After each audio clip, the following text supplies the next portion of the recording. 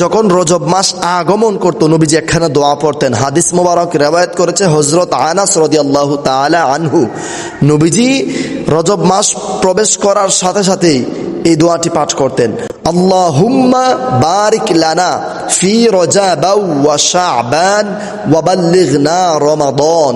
নবীজি বলতেন, আল্লাহ রজব মাসের সম্পূর্ণ রহমত বরকত নিয়ামত আমাকে নসিব করুন এবং শাবান মাসের সম্পূর্ণ রহমত বরকত আমাকে নসিব করুন এবং আমাকে একবারে রমজান মাস পর্যন্ত পৌঁছে দেন। যদি আমার হায়াত নাও থাকে অন্তত রমজান মাস পর্যন্ত আমার হায়াত বাড়িয়ে দিন, যেন আমি রমজান মাসে বেশি বেশি করে আমল করতে পারি।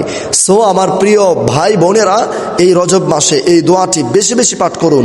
আমি নিচে লিখে দিচ্ছি, আপনারা স্ক্রিনশট করে আপনারা পড়ে নেবেন এবং শিখে বেশি বেশি প্রত্যেক নামাজের ওয়াক্তে ওয়াক্তে এই দোয়াখানা পাঠ করবেন। এটা অনেক বড় নিয়ামত। রমজান মাসের হায়াত আল্লাহর দরবারে চেয়ে নেওয়া, শাবান মাসের হায়াত আল্লাহর দরবারে চেয়ে নেওয়া, রমজান মাসের, শাবান মাসের, রজব মাসের সম্পূর্ণ নিয়ামত চেয়ে নেওয়া।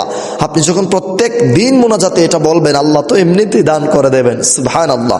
দোয়াটি হচ্ছে, আল্লাহুম্মা বারিক লানা ফি রজব ওয়া শাবান ওয়া বাল্লিগনা রমাদান। আল্লাহুম্মা বারিক লানা ফি রজব ওয়া শাবান ওয়া বাল্লিগনা রমাদান। প্রিয় ভাই বোনেরা, আশা করছি আপনারা সকলেই সুন্দরভাবে বুঝতে পেরেছেন। রজব মাসের এই সংক্ষিপ্ত আকারে ছোট্ট ভিডিওর মাধ্যমে কিছু আমল তুলে ধরলাম। নামাজের কথাগুলো অন্য আরেকটি ভিডিওতে আপনাদেরকে জানিয়ে দেব ইনশাআল্লাহ। সবাই ভালো থাকুন, সুস্থ থাকুন। এই ভিডিওটি প্রচুর পরিমাণে শেয়ার করবেন, যেন আপনার শেয়ারের মাধ্যমে অন্য ভাই বোনেরা দেখে শুনে শিখে বেশি বেশি আমল করতে পারে। আর আপনিও বেশি বেশি আমল করুন, কারণ আমরা তো জানি না কখন আমাদের মৃত্যু হয়ে যায়। আমরা কেউ জানি না কখন আমাদের সামনে মালাকুল মাউত আজরাইল চলে আসে। এজন্য মৃত্যুর আগে আগেই আখিরাতের জন্য কিছু করে যান, আসল দুনিয়ার জন্য কিছু করে যান।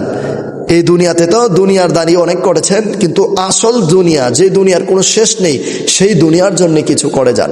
আল্লাহ আমাদেরকে তৌফিক দান করুন। আসসালামু আলাইকুম ওয়া রাহমাতুল্লাহি ওয়া বারাকাতুহু।